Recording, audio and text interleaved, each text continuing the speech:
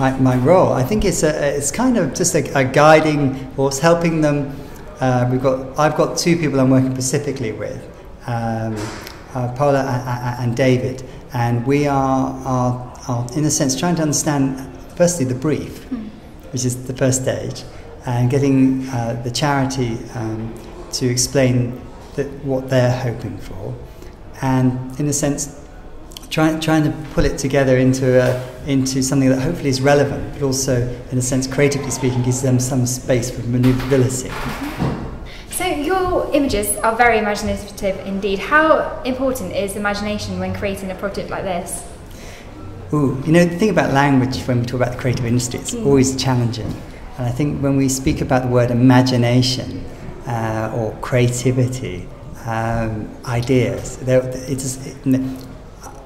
I think you could argue that technology, and here we're dealing with a sponsor who provides a part of that, which is very important, is that the technology facilitates the idea. And one, in a sense, without it being facilitated, you couldn't get there, if that makes sense. So for me, if you talk about imagination, I would always say that the ideas ultimately are the true currency, and that the challenge is how to facilitate that. And one of the, I remember a philosopher called Walter Benjamin that said that the arts are the organisation of experiences. I think that's a wonderful point to go from. Who are you organising for what, in what situation? And these guys, I've been impressed with what is essentially a brief for a charity that's involved in educating people in editing and animation. As you're a mentor and you're mentoring people involved, what do you think they're going to get out of this?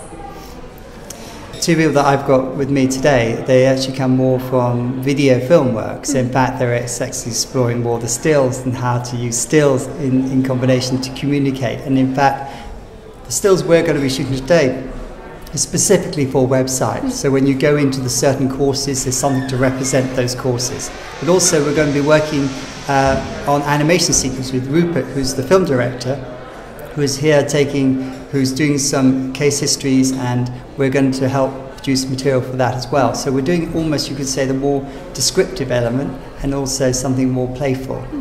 So from your point of view as a photographer and today's brief, creating something for a charity, what do you think makes the perfect image for this brief?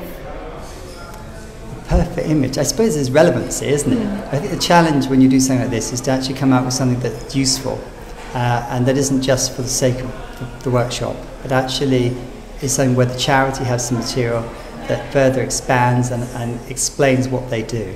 I would like, as a mentor, to encourage the students here to actually grasp the priorities of what is needed in terms of information and not only creativity.